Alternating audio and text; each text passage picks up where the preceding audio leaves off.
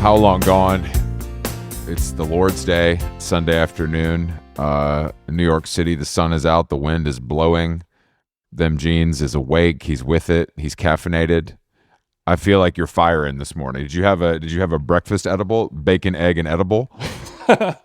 Whoa, BEC, bacon, edible, and cheese. No, I am edible free. Okay. I did have a piece of fruit. I had a single pear this morning. Okay, nice. Okay, all right, Harry and David. So what are the pears? Are they particularly in season right now, or is this just something you were craving? The pears are starting to come into season a little bit, and I saw a handsome one sitting at the market, and dead ass have been sitting on it for a week, waiting for it to ripen. I swear to God, if I see a handsome pear at the market, I can't be trusted. I cannot be trusted. I will. Oh, there goes my Amex. Oops. No. Don't wrap it up. I'll wear it out. So you're saying that you kept it for a week because you were edging, or because it would even get more ripe and more pleasing? Because it would get more ripe and more pleasing. Okay. And honestly, I'm glad that you asked me that question, because it's one of my peeves. There's a lot of quote-unquote self-proclaimed food lovers, real eaters out there. Real eaters. They do not respect the ripeness of the ingredients. And, because they wanted to make it about them, but it is not about you. Sure. And I'm talking about fruit, of course. Vegetables, animals, whatever it is. Yeah. I hate when somebody gets a berry or a fruit or a banana or all these things, and they eat it before its potential has been realized. Yeah, that's a waste in some ways. Yeah, but I would say that you are potentially guilty of that. I don't eat fruit at all, so I don't know what you. No I'm way. I'm joking. I don't. I am definitely guilty of it. But it's more because I don't have the knowledge of. I'm not like feeling up the avocado to make sure it's perfectly like I don't. Right. I don't cook. If I buy fruit at Whole Foods, if I buy a pack of raspberries or something of that nature, they're going to be gone that day. Right. I'm not going to, but in a raspberry situation, is it supposed to be like deep blood red? Is that when you know it's time to munch? I'm still hung up on the way you do a hard pee on that raspberry. And I applaud that. Well done. Is that something, were you trying to take on a little bit of an affectation with that pronunciation, or were you being genuine? Unfortunately, that's how I say it. I don't know if it's wrong. Oh, that's beautiful. Or it feels phonetically correct, but it doesn't seem socially acceptable. It's a Los Feliz, Los Feliz. Are you enjoying a bushel of raspberries? A bushel? I picked up a fresh bushel. It's very tough with a little clear box full of raspberries or blueberries, because the problem is the only way to know is by eating one, and you have to, that's frowned upon in polite society. Also, you want to wash your produce before you eat it. I've heard that. And for a berry, I like to give it a bath. For certain things, when they say you bring home some, whatever, you get some cilantro or some whatever it is, fruit, berries, I let them sit in a bowl of water for hours. Yeah. I knew that it just makes it better. You know what I had recently? Actually, there's a real treat. Was the $5 single chocolate dip strawberry from the Balthazar Bakery. Oh, I just had a sinful treat. I had a little nibble, and I was like, "Damn, these things are fucking good." It made me want to go to Lenox Square and hit Godiva, blow a bag. But I was just like, damn, fruit is nature's dessert. But if you dip it in chocolate, then it's just dessert. But to bring it back to what we were talking about, once you dip that strawberry in chocolate and you give somebody $5 for it, the fate is in the hands of whoever chose those berries. And the problem is, for a lot of those things, you can't take a small nibble out of this berry and say this is good enough and then dip it in chocolate. Actually, that is kind of the perfect crime, but it is disingenuous in terms of that's why spreading. That's why you keep trying and cannot get hired at Godiva, and they know, because they know you're a nibbler. They know you're going to take a little as long as you're okay with my wet mouth being on your food. A little bit. I don't make a meal out of it. This Jason Stewart guy's like a goddamn rabbit. He just nibbles these things. We can't have him on staff. We're losing we're losing market share. There's a lot of products, a lot of spoilage, wastage. A lot of spoilage. Well, I think the real sign of a true chef or a food lover, a gourmand or whatever, is really having that sixth sense of being able to look at a raspberry and know.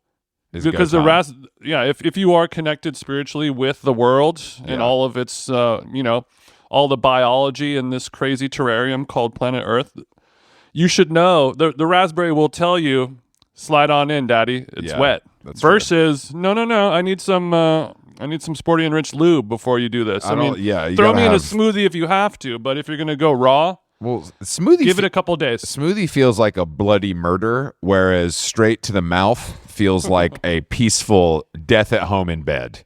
You know what I mean? So you're saying if you're a raspberry and somebody just eats you raw, that would be considered a heavenly way to die? That would be considered a heavenly way to. That's surrounded by loved ones at home. Whereas the smoothie feels more like a knife crime. A little bit to me.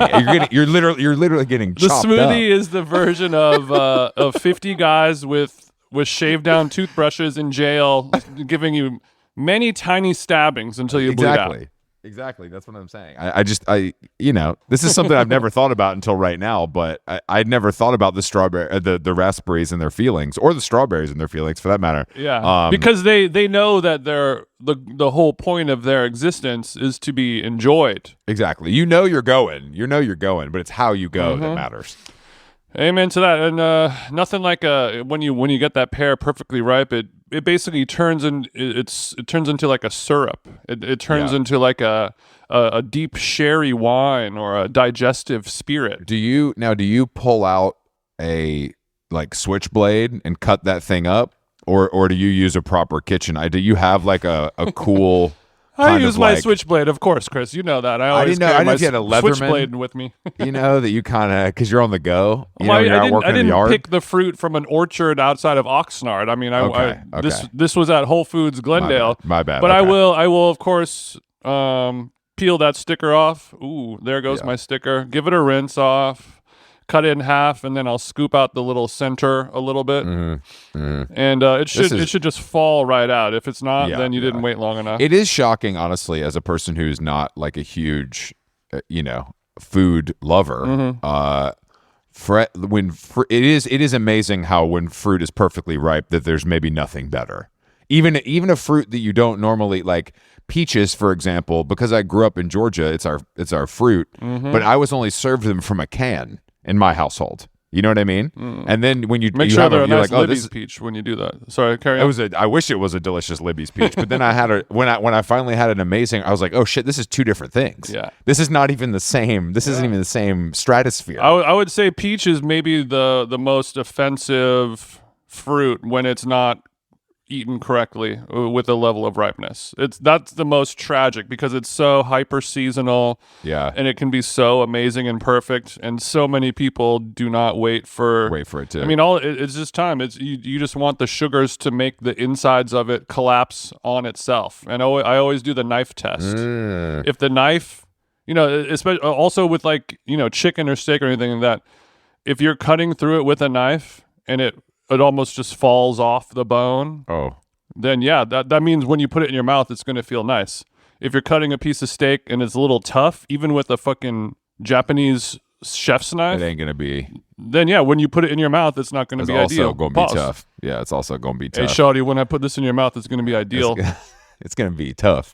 I wanted to actually mention to you that I'm seeing a trend in restaurants that I wanted to run by you, something that I'm a huge fan of, and I'm happy to see it. Okay. We went to, Alex and I with Nomi and Matt Schneier and Andrews went to ABC Kitchen before Mel Ottenberg's birthday party on Friday. And I've eaten at ABC Kitchen for years, and they had this amazing cookie plate that had been taken off the menu. And I was like, who takes off a cookie plate, you fucking monsters? So is the cookie plate just a plate with like an assortment of cookies on it? Everyone enjoys it. Okay. Assortment homemade cookies. Everything from snickerdoodle to peanut butter to chocolate chip to the Italian rainbow even. Okay. So it's a pretty nice spread. Sure. Last night, we went to this new place called Cafe Zaffrey's. Guess what they had on the dessert menu, Jason? Zaffrey's? Zaffrey had a damn cookie plate, and it was fucking smacking. And I'm thinking now that these participants, that cookie from Zaffrey's, that the idea of a participatory dessert, like where everybody can get a little bit without having to use a knife or fork. There's no spillage. There's no sundae with toppings. Yeah, you know what I mean. It feels like the perfect dessert to share. And there's no where the chef comes out and lays some butcher paper, lays some butcher paper down on the table, and they just start dropping spoons. Yeah, full, you know, this is a dehydrated meringue powder. Exactly. And this is a raspberry coulis. And what if you smear it all around? I think you should play with your food. Okay, so the cookie platter. What's the milk story? I mean, obviously, I didn't have any, and no one. I'm sure they have it at both restaurants, and they'd be happy to give it to you. It's not something that you want to do for a pregame for a party. That's more of a we're gonna go. Definitely home. not. But I think that it's nice. I think it's corny if they like pair the milk like we have a bourbon milk that goes with our chocolate chip cookies. Shout out to Jeans. I hate that. Shout out to Jeans. But if you I forgot, my bad. But if you I mean, you're not gonna drink bourbon or milk, so I think you're allowed to talk some mess. But if you them Jeans is like, let me get a little shooter of whole, I think they should have that available.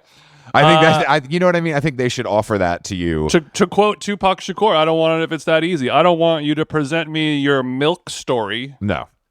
I want to ask. I want to be a cool guy and be like, look, I know this is psychotic, but could you ask the chef if I could, I don't know, have a glass of milk with my cookies? I think it's more common than we realize, probably. But maybe not because of embarrassment. Not everyone has the confidence and swagger that you do. Yeah, I mean, straight white man energy. We kind of get what we want in the kitchen. Well, milk is the straight white man of human beings, so that does track. Yeah, I was watching. I mean, especially human milk. I still haven't tried human milk. One day, I was watching Love on the Spectrum, and there's a good scene where a couple of Spectrum homies they're going wine tasting.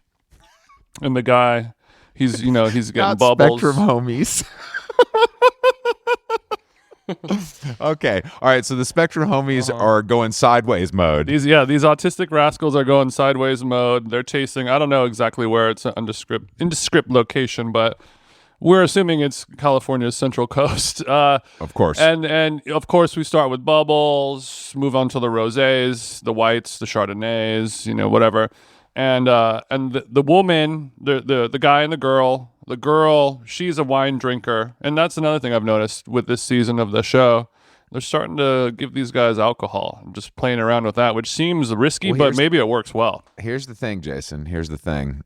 Reality shows are going to reality show. And alcohol, no matter what the mental condition of the I mean, I guess everyone on the valley has more of a neurological disorder than anybody on the show. Oh, yeah. 100% worse. And these people are having like an ethically sourced biodynamic Chardonnay, and those people are having fireball shots. So Jax is having a fireball shot in an 8-ball. It's the there's different endings to these two stories is what I'm saying. I've actually got Jax on my notes list, so this is a Jax cliffhanger. Nomi Fry, don't skip, don't fast forward. We're gonna get to you later. Don't worry.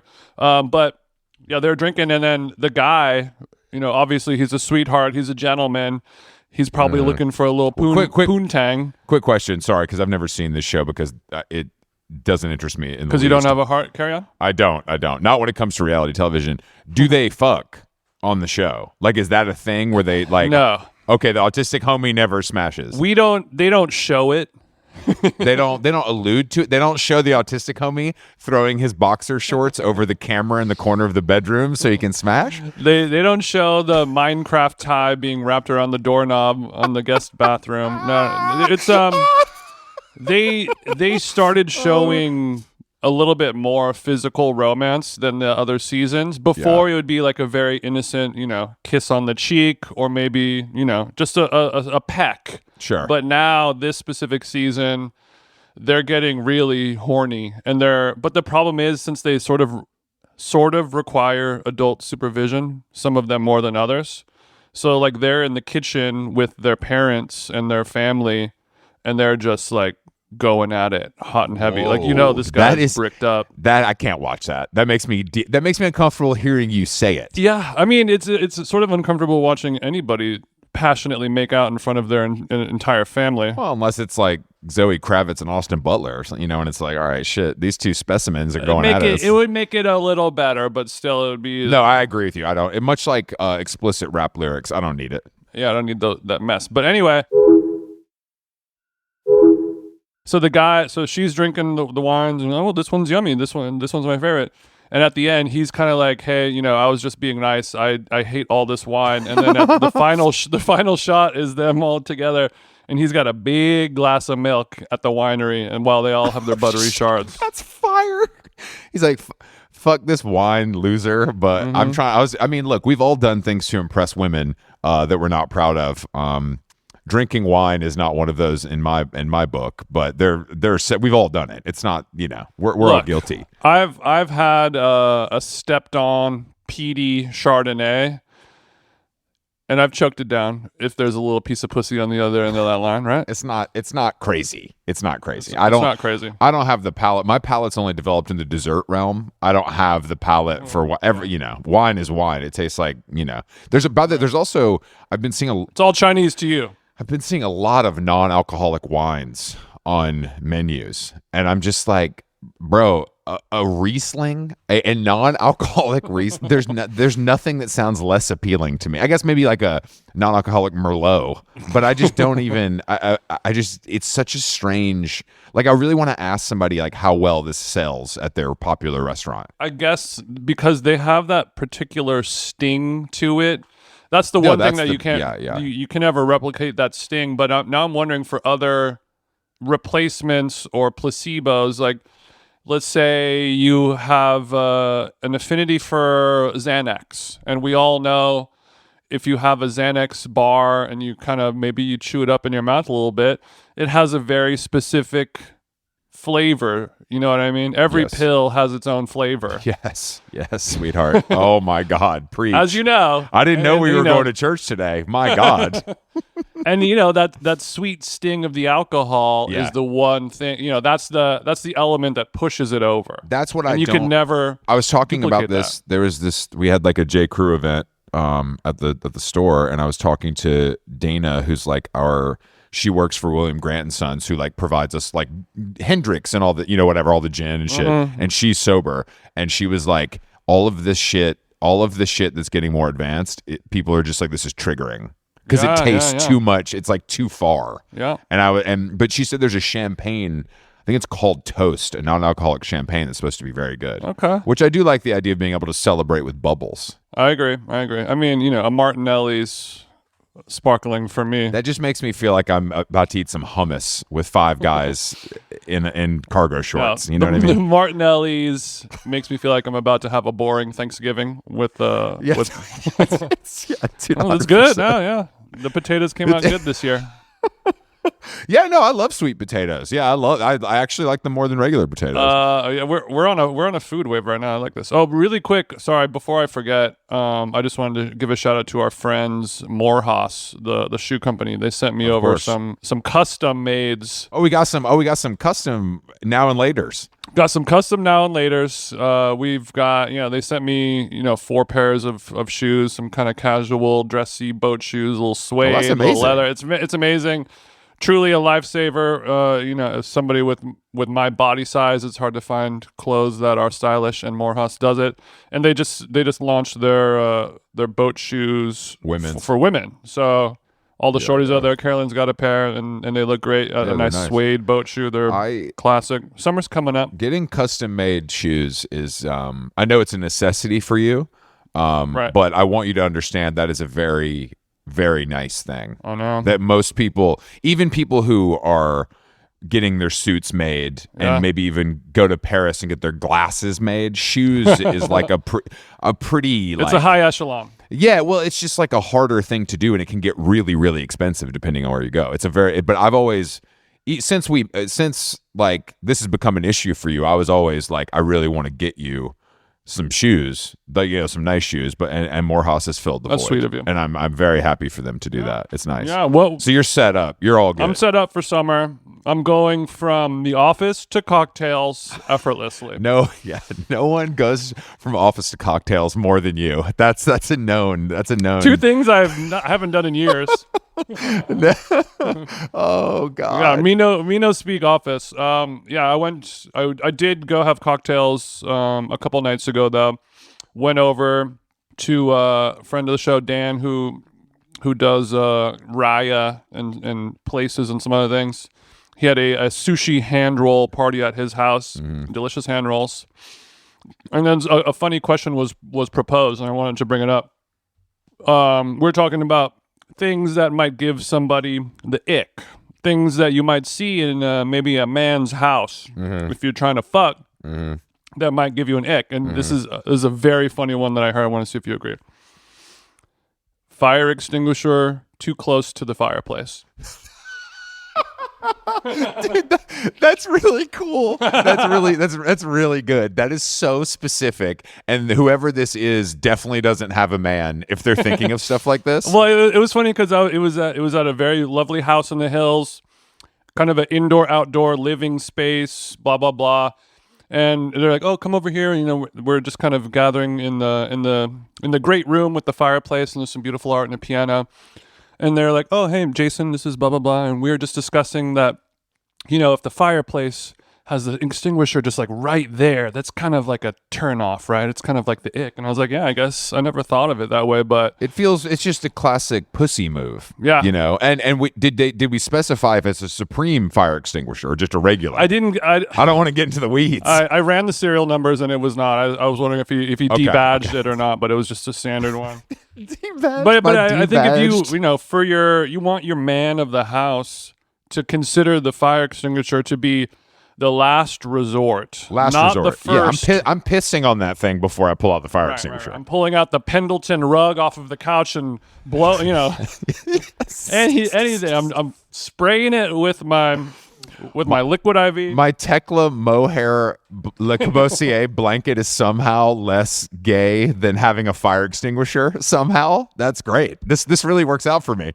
As soon as the white powder comes out of that thing, ain't no dick getting sucked that night. No, that will ruin weeks of your life if that white powder is let out in the room, in a closed room. You know what I mean? Like it life really or is. death. It feels toxic, even though it's not. And I'm sure both of us as young men have set off fire extinguishers, being rambunctious and playful. I've spritzed. And it's one of those things that's a lot shittier than you realize once you do it. Yeah. It's big fucking mess. It's put like that toothpaste back in the tube. It's like getting maced without the pain. It's like, this sucks. Like, this day's shot when the thing day is over. Once you pull the pin on many things in life, an extinguisher. But it would be really cool. It would be really cool for like a hot upstate guy to be like chopping wood and then bringing it in and putting it in and starting the fire by hand, and then the chick notices there's a fire extinguisher within reach, and she bails. She takes the first Metro North back to the city. He's getting his shirt. He's wiping his brow with the bandana from his back pocket as he's chopping the wood outside. Maybe he like accidentally cut his arm and it's bleeding and he doesn't even care about it. Exactly. And she's just like, I am gonna suck this thing 11 ways till Sunday. Oop. And then you see that little in case of emergency break ass fire extinguisher next to it. Nah. Pussy just dries right up. So I think we're out. We don't want to present problems. We want to present solutions. So fellas out there, that's right. Maybe Quince has something in their home goods collection. Just a little thing, a thing to hide the extinguisher. I was gonna say, I think you can keep the extinguisher within reasonable distance, but it can be hidden away under a sink, or whatever. It could be placed in an area that's easy to get to, accessible, but not visible to the guest. Is what I would recommend. Yeah. If you're a pussy, I would never have a fire extinguisher. That's absolutely for pussies. That's how I'd rather. I'm a grown ass man. I'm going down with the shit, baby. I'm going to if my shit burns down, God bless. Like that's what insurance is for. I ain't gonna save it. I ain't gonna save it with a fire. We know my ass is not gonna save my burning house with a fire extinguisher. You maybe could do it. There ain't no way I could do it. Let's have me. It's the same as like wearing a life vest on a boat. You're like. I'll take my chances with I'll take my chances. I'm a pretty strong swimmer. I mean, I actually, this brings me to something that I did the other day that I told you about that I'm very proud of myself. I rode my first CityBike in New York. Silver or no? Yeah, I was. You have to do silver. I was. Oh, silver. I thought you said sober. I was like, yeah, bro, I was sober. It was 1:30 in the afternoon, and that's my whole life. Just making sure you did this while sober. No, Okay. I went to Julie and Nathan from Airmail took me to Via Carota for like a nice Friday lunch, which was a real pleasure. And I'd run that morning, and I had walked there, and I was just like, I cannot do that anymore, and I would not take a cab because it'll take forever. And I was like, you know what? Today's the day. Fuck it. I'm getting on the city e-bike, and I'm going from west to east, and it cut my commute down by 22 minutes. Of course. And I love it, and I think I'm getting over the fear. I think that London has helped me get over the fear because it's very similar to me in feeling traffic-wise to New York. And the fear is just you're not super confident on two wheels or traffic. Yeah, I think in New York there's a level of aggressive that you have to be, and it's better to be that way. You know what I mean? It's like actually safer to be aggressive. Yeah. But it's just getting those muscles. It's realizing that and then actually doing it. You know what I mean? Yeah. So I felt good about it, and I will do it again. Okay. It's Alex doesn't love it. She's treating it like it's Blade, but it's not. It's a little different than treating that. It's like it's the Blade. It's a little different than that. Okay. But yeah, I would say that learning how to ride in New York is the best way. Even though it seems crazy, I consider Manhattan to be the safest place to ride a bicycle for many reasons, mostly because the drivers yield to pedestrian traffic more than any other place in the world. It's true. And the cars are never able to really approach a speed that's able to kill you. This is what that's always my thing. In London, when when the guy from Saudi Arabia has got the fucking new McLaren, I feel like I could get mowed down on the lime going to Selfridges more than like going from East Village to West Village and vice versa. Yeah. So once you get comfortable in Manhattan, then you can start going over the bridge. Imagine seeing Chris Black riding a city bike over the bridge. I mean, as I've gotten older, I've realized that the only thing I care about is efficiency. That's the real thing that excites me. That's the real thing that excites me. Whatever it takes to get there with the least amount of friction is what I'm going to do. Okay. That's welcome to the bicycle, bro. I mean, that's one of our tying binds is we both have the efficiency kink. I love doing a speed run. I want to do 4 errands in under an hour. Yeah. Let's see if we can hit the dry cleaner. Set the timer. Yeah, set the timer. Start the clock. Start the class supermarket sweep for errands. I mean, I felt for you. It was a beautiful. Once you get your first fall, then you'll be once good. Once I get hit by one delivery truck, I'll be fine. It's like when you go hiking and it's time to go down and the gravel's a little slippery.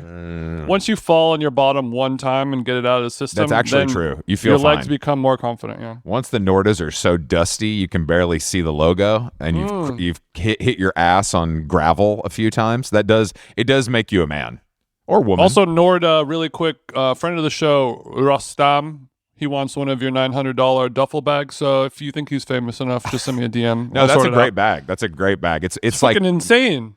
It's so like, nice. Is it made from Dyneema? Is it made from like the unrippable, like the crazy fabric? Yeah, for sure. That stuff that feels like real science being used there. Yeah, none of the money that you are dropping on it goes towards any bullshit branding, blah blah blah. It's just straight into the quality of the product. Material. Yeah. No frills. Have you ever been to Via Carota? I meant to ask you this the other day. I think I get all of these Carotas and Ambroses mixed up. Well, Via Carota is good. San Ambrose I like, but it's not actually good. You know what I mean? But Via Carota, What is Via Carota known for? Don't they have like an epic Caesar or something like that? I'm sure they have some. I don't know, but it's known for basically being like two cool lesbians open this restaurant. They had another restaurant before called Isodi. I can't remember. But anyway, and then they opened this place, and this place became like a Dumois thing. So I hadn't been in like 5 years because it was like the hardest table to go to. And then I went on Friday, and it was so pleasant, and it was so nice to be in a restaurant where the food is just good and normal. I was just so happy. And also, this seems like the kind of restaurant where spring vegetables are really going to be on I had display. a delicious, I literally ordered broccoli rabe, beans with spinach, like cannelli beans with spinach, and cannellini e spinace. I can't remember what else, but and this amazing artichoke and avocado like salad. And I was so I was like, this is exactly what I want.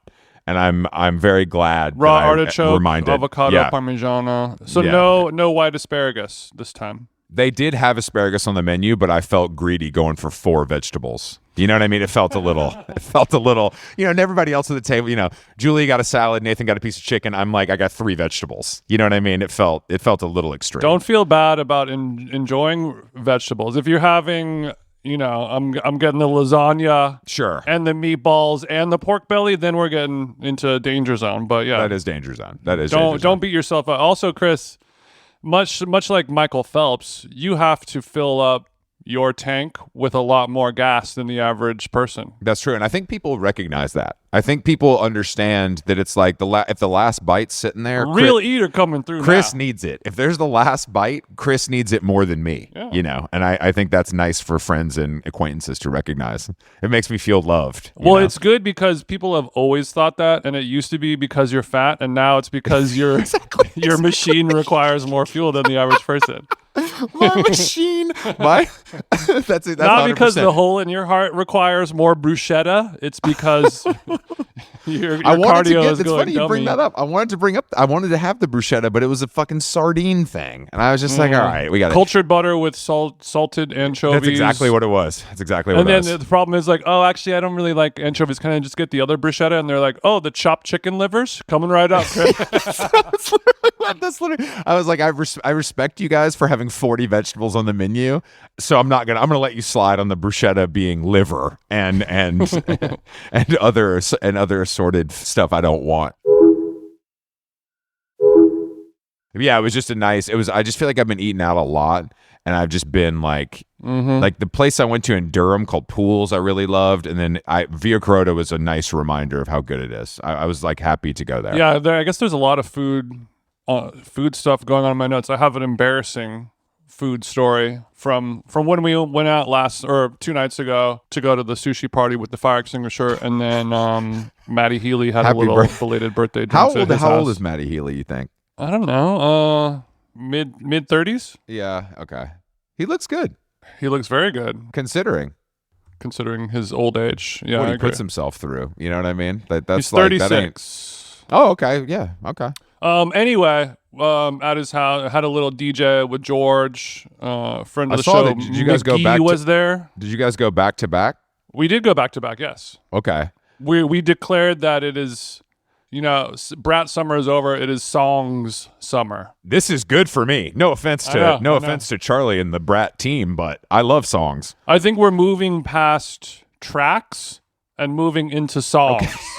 That's actually a really good distinction. So you're saying that when you and George were going back to back, you were playing songs. Yeah. Like, can you give me an example of a 1-2 punch just to illustrate it for the audience? Like he'll play a Prince song and I'll play a Madonna song or something like that. And it's Amazing. one How God intended. And then when you play the song, every girl from 19 to 70 runs with their glass of wine into the dance floor, starts loving it, on the furniture, going crazy, versus like, yo, what's that track ID? Yeah. I see what you mean. So the drop is dope. Yeah, that's actually really nice, and that's something that I've always, if a song is so good, why does it need a remix? Is what I always say. I don't, I know it makes it a different song if it's done well, and I respect that, but I'm always like, but you're never going to top it's the pizza argument, Yeah. It's like all the toppings aren't going to make it better. Well, unfortunately, just like every fucked up weird food dish, you have to take something that already exists as fantastic and successful and then find a way to make it your own. That's the problem. Everyone needs to make it. I mean, and I know that because I've done that. Never mind. I got to go get my kimchi samosa right after this. So that's good. Thank you for reminding me. You ever heard of a kimchi I'm samosa? starving. Yeah, that's me. I'm the That's brains me. behind that. All right, so you guys went back to back, but you had an embarrassing. But I assume before that you had a food f up. After that, had a food f up because we were busy running around all day, and then for dinner, all we had was like, a few hand rolls. So it was a very small amount of product. I can't. The problem with hand rolls, Jason, I tell you, once I pop, I can't stop.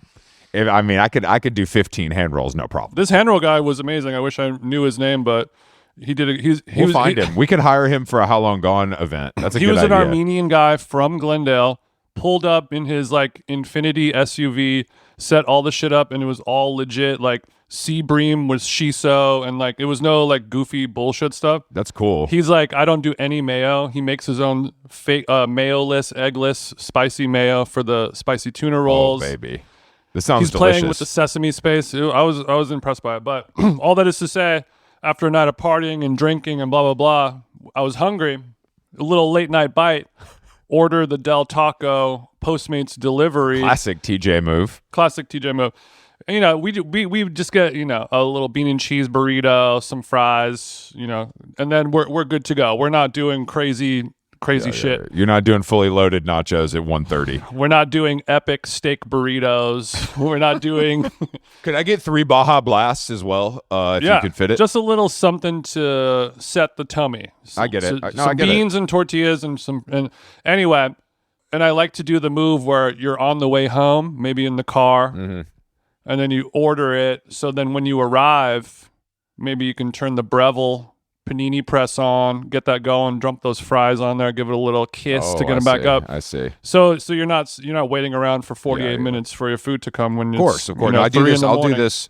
I'll time that like a JFK or LaGuardia. Oh yeah. Like, can I do this right? Can I meet the delivery driver exactly? Because there's nowhere to leave it. You know what I mean? It's a dangerous game. But anyway, I'm sorry. So you did this, and I assume there was a problem. The problem was, we travel a little bit, Chris. Sometimes here we go. I know where this is going.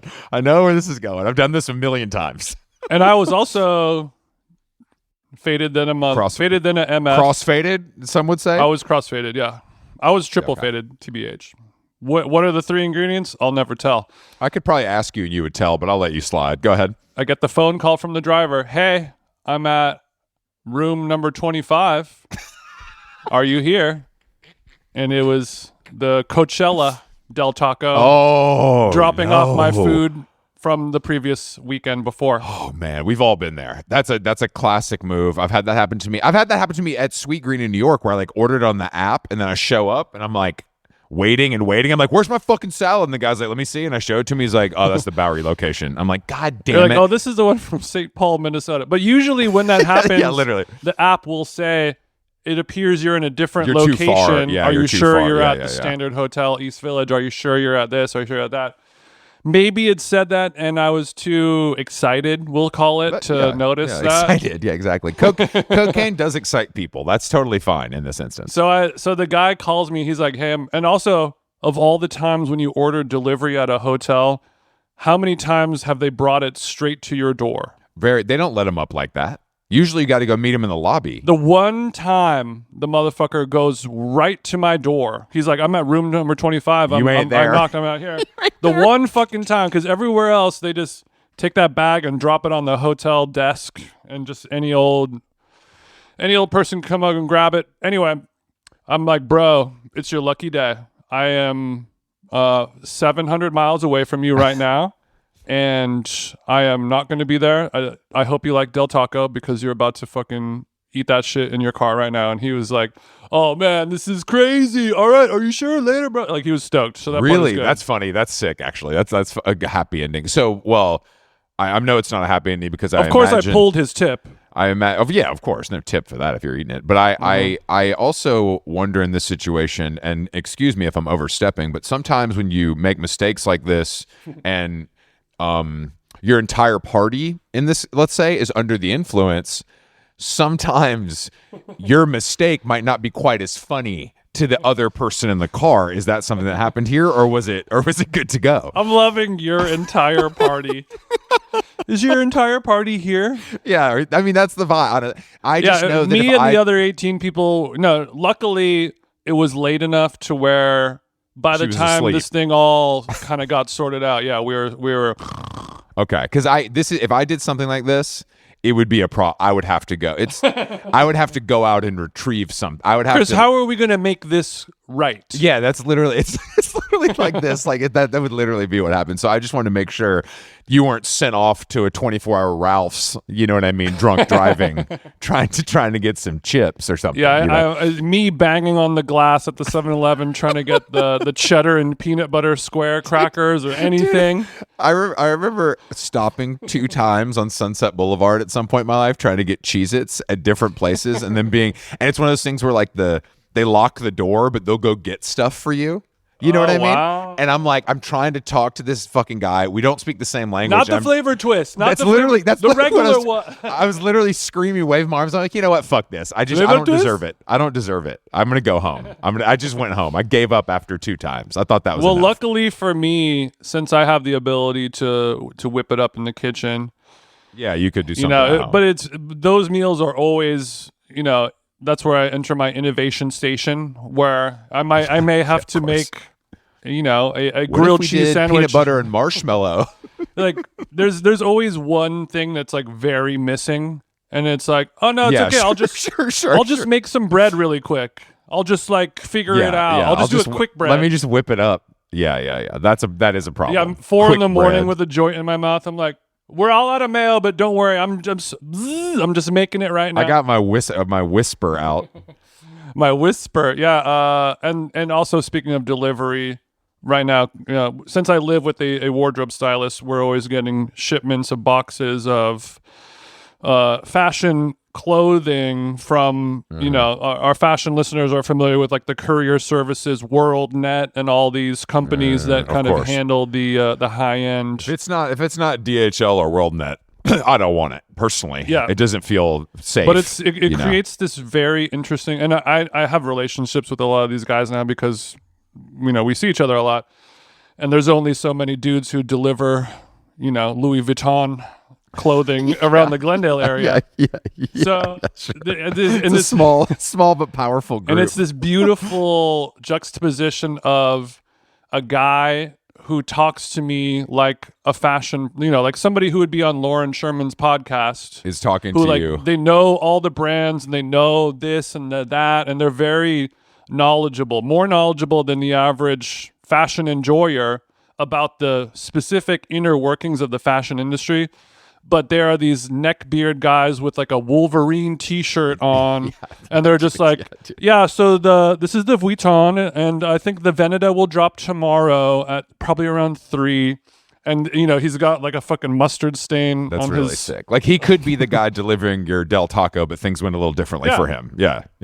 And he's like, now I'm just like a fashion cunt. I love when I love when people just know stuff because it's their job, not because it's their passion. Like it's just like, I know all about this. I don't look at Vogue. I don't give a shit. I do my job and I do it well. Yeah, the warehouse guy at Jacquemus shipping somewhere in India or something like that. He is like, ugh, are we still doing butter yellow? Oh God, like look, the Chiquita is over. It is over. That's really funny. He's at the printer with the fucking labels complaining. That's really funny, but I'm sure you've made. I mean, you make friends with people like that, which is nice. I feel like if they're coming to your house a lot, it's fun for everybody, kind of to do that. Fun. Yeah, hey TJ, stuff like that. It's fun. I like that too. And I was speaking of the cliffhanger with Jax from the Valley. I raised and saved a little screenshot. Okay, a photo of him, and the headline says Jax Taylor says he had a 6th sense for finding cocaine. Well, and I wanted to talk to an expert cocaine user to see if I can get any more color on it, because I'm picturing like a truffle pig or maybe like literally a 6th sense where he walks into a room and he has like a little the guy sitting at the end of the bar that is drinking a Corona for 6 hours happens to have coke on him to sell.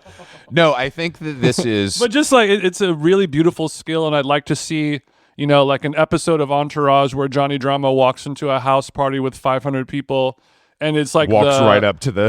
He's got the Minority Report eye vision going through, scanning the crowd, and like that guy over there with the fake blonde hair, and whatever. It is. I think that it's. So can you relate to this sense? Is what I'm asking. Here's that's him being very complimentary of himself. What that means is that you have no shame and you will ask anyone that looks like they might have cocaine for sale until you get it. It's like if you're on tour with the band and you're in fucking, Tulsa on Thursday, you know that the sound guy is going to be able to get you coke.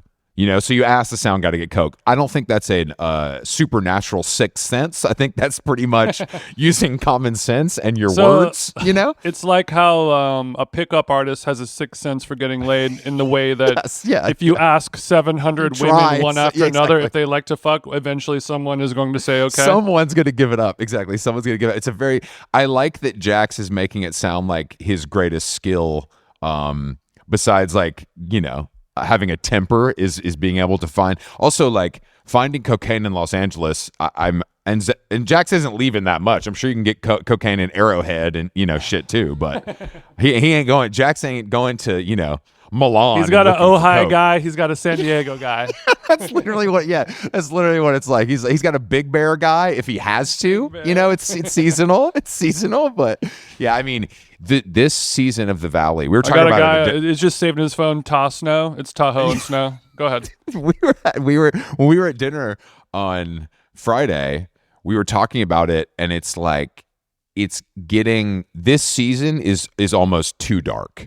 It's almost too like Jax is just like about to pay $30,000 to go to a rehab, and he threw a fucking chair when his wife was in the. It's like getting like dark. It's not like look at these idiots. You know what I mean? It's like, oh, this is really bad, and you guys all hate each other and yourselves. But at the same time, that is obviously the peak of the medium. Is there a point where it potentially gets too dark for you and you have to pull out as a man who does have a heart in there somewhere? Oh, not for me. No. But for somebody, I mean, I think it's like, I don't have feelings for these people. Like, I don't think these are real people, even though they are. You know what I mean? Like, I don't think of them as real people. I think of them as characters on a show.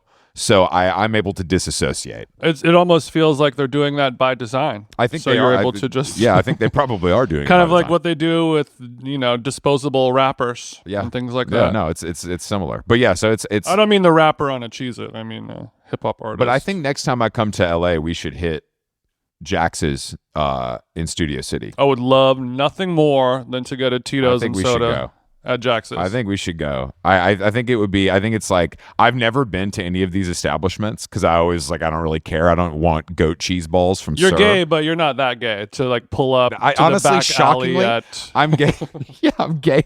I'm gay enough to go to Mel's birthday, but I'm not gay enough to go to Sir. You're not going to take a selfie in the Sir alley. No, I'm not going to take a selfie in the Sir alley. But that's a good way to put it. What the Sir alley is, but you have never been there. I think it's a good distinction of your level of gayness. I would say that I've also been to the Sir alley in my life as a metaphor. You know what I mean? I think I've visited places that are very similar to the bodies are different, the personalities are different, vibe is exactly the same. You've been to enough Sir alleys to basically have been to the Sir alley. Sir alley is SIR is a good name for a gay bar. Sir Ally. Sir Ally is the name of our gay bar. Sir Ally, I presume. The Sir Ally. The Duke of Doll Protection. Okay. Last, I guess. Speaking of of food and our friend Gwyneth Paltrow. Yes. I had a food delivery of Goop Kitchen because it just opened in one of LA's finest restaurants in Silver Lake. But she made some headlines by saying she has started eating carbs. Several people have sent that to me. As well as a little bit of cheese. Several people sent it to me. It's almost like they want us to talk about it on our hit podcast, How Long Gone? Well, first of all, cheese-wise, I'm sure she's keeping it to a small Parmesan chunk, which is easy on the stomach. Yeah, that's kind of what I was thinking. She's not hitting the gooey Gruyere. You know what I mean? She's going straight for the regular Gruyere stuff. is a great drag name. And I just think that So she's having a raw, bioavailable 2-year goat's cheddar. Yes. She's, the cheeses that she's eating were all made in Malibu. There's no processing plants, no nothing. Yeah, she's not having an American orange slice, And I just and the carbs she's eating, sourdough starter that's from the year 2000, the 2000 years ago. And it's hand. Yeah, she's doing it the right way. Also, hand milled artisan flour. Also, part of me thinks that maybe this has been going on for a while, Oh, yeah. and she's now just gotten the confidence to admit it, or someone ask her the right question. But I think Gwyneth, the beauty of Gwyneth is we're not going to see a difference. She would never let herself go. She knows exactly what she's doing. And I'm sure she has several professionals tracking her intake and output. Yeah. Pasternak has eyes on her. I think a lot of people have eyes on her. I just hope that the sourdough doesn't affect her sleep score, but, only time she will tell. Do you think Gwyneth Paltrow has a wearable? I think it's possible. I think that she has a wearable that we don't have access to yet. It's not necessary. It's more of an injection. Kind of. It's not a whoop. It's more of like a battery in her back. Because I think there's a lot of people who have issue with like the Elon Musk version of the, we're gonna just drill a hole into your brain and then drop in there. Everyone's like, yeah, that's no good. I think that Paltrow has a little thing where just like in the back of the arm or the hip, they just it's a little 1 millimeter size thing and it just goes in there. Yeah. And you don't even know it's there after a couple days. I think there's something like that going on, which is I would like to beta test that as well if that exists out there. Yeah, evil overlords of fitness. Yeah, it's definitely there. I can't imagine. I don't think she would wear the Apple Watch even with the Hermes bracelet. I think that's too much. I think that it would be something weird, like a very expensive version of a Whoop that is only for sale at certain places. Mm-hmm. That would be my guess. Yeah. That's a good guess, and I think that she's like the prime example, or like where the over under bar is at. Where if you want to bet on somebody who's never going to like do any of this bullshit, quote unquote, once that happens for her, that's when we've really taken a big hit. And I think it's true. She does a good job of. I think she probably considers it a lot, and that's why we love Gwyneth. Is she'll stick to her guns, and she's never going to be caught with an Apple Watch or anything like that. But no, some people live like that. Some people live like that. You can catch me lacking. Yeah. Unfortunately. Well, speaking of lacking, I ordered my Goop Kitchen pepperoni pizza for $27. Yeah. It was not big, of course. Sure. And because I was like, you know what, I'm gonna do that. I'm gonna get the pepperoni pizza. People said it's good, and there's like Gwyneth's Ranch, and I ordered the ranch because you kind of need one. You need one and the other. It arrives, 0 ranch. Once again, in my household, this would be a problem, and I would be in the car going to get the ranch. Mm-hmm. What did you do? I just had to take my lumps and eat it raw. Eat my pepperoni pizza raw dog like a barbarian. But then the next day, I had a subconscious impulse to make ranch dressing, and I made my own, your own, and then I made some wings and dipped it in there with nice. As well as some vegetables, some Persian cucumbers, some crudité, if you will. I even did some mini radicchio leaves. It was a nice offering. Yeah, that's very nice. I also had on Friday night at ABC, I had a fiddlehead pizza. And I got to tell you, it rocked.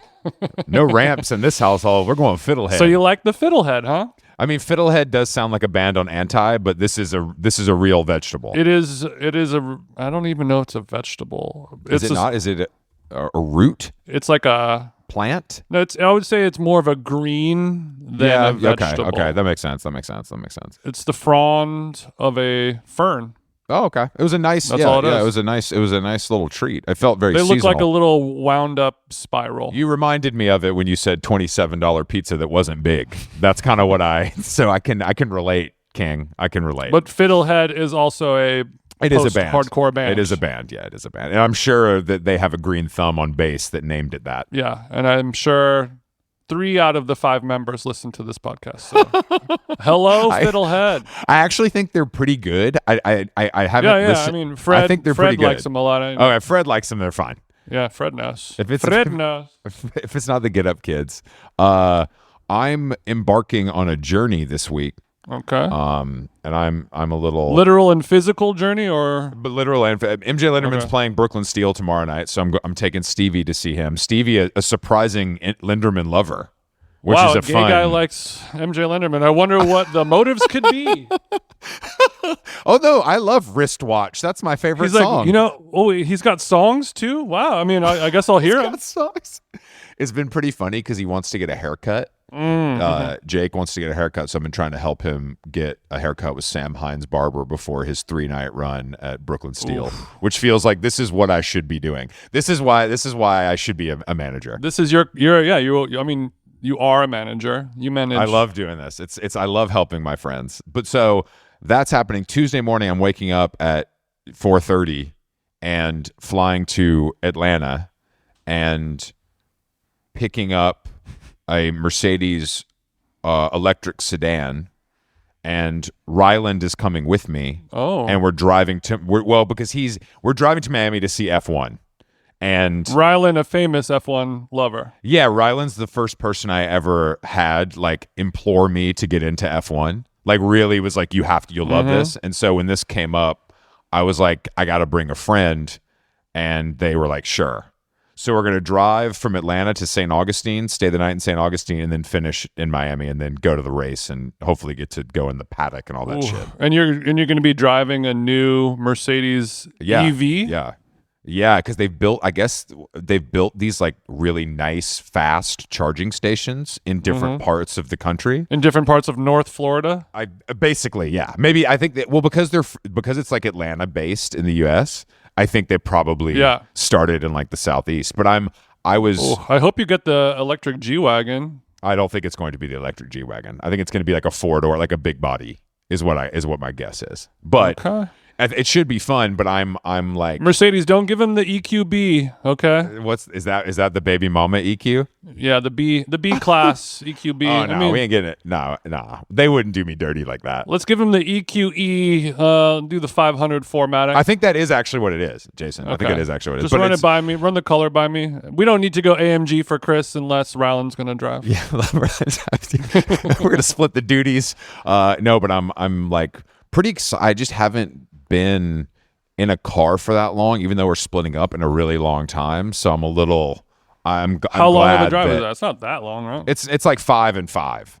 It's not crazy. No, it's 5 not. and 5 being 5 one way and 5 the way back. No, 5 hours to St. Augustine, stay the night, 5 hours to Miami. Oh, that is I drop the car off. That's a haul. Yeah, and then I drop the car off in Miami and then fly back to New York. So it's not that bad. I'm like, wow. I think it'll be good Rick for Ross. Me. Yeah, exactly. You know how I do it. I drop my car off at the port of Miami. But I'm looking forward to seeing what this F1 mess is all about, because it's. This is exciting. I think it'll be fun. And I'm like really happy that I could. I just feel like it's the right thing to do to bring someone who's like so excited by it that it'll help me enjoy it more. Yeah. Any bit of me where I'm feeling FOMO personally was literally extinguished with a Chugi fire extinguisher as soon as I learned that a real F1 enjoyer will be in my place. Yeah, he's already sending me debriefs, so I'm like really understanding the players. You know what I mean? He's like, okay, well, the asphalt conditions right now in Florida, the pH level. He's like, look, it's a sprint track, and the humidity is changing things, right? We're kind of watching this update in real time. Do you know? Is the wind coming from the west right now? Have you checked yet? Oh, you don't know? God, it's too good. It's too good. But yeah, I also, there's been a lot of new music. The new Lorde song came out. There's a new Haim song that I love that came out. But I love both of them. But I was at Haas Snack Bar, New York hotspot. Haas Duckbiet? They've changed it, I think, officially to Haas Snack Bar. Because no one could pronounce it. Smart move. Yeah, no one can pronounce it. Because their restaurant's not in Vietnam. But I'm like, just for our listeners, Duck Biet, that just means like deluxe. Oh, okay. So it just means like it's good, fancy, best. Best, yeah. So it's like saying, "Give me the works." I'm in there with Sam Hine and his girlfriend Emma and Callan, and we're sitting at the bar, and the music is really loud, and then they play that song from Dido, not the hit, the second single from the Dido album. I will go down with this ship. Yes. I can't breathe. Yes. Until you're... Okay. And I was almost moved to tears, Jason. It's a beautiful song. That beautiful song is so fucking good. The spice of the collar wasn't even bothering me when that was on, and I was like, I couldn't help. The fish collar. That's right. I couldn't help but sing. I was moved by that song. I couldn't believe how good it was, and now I want to recommend somebody needs to cover it. One of these hot artists needs to cover it because I think Luke, Zach, Brian, Zach Holmes, Luke, Zach, Brian.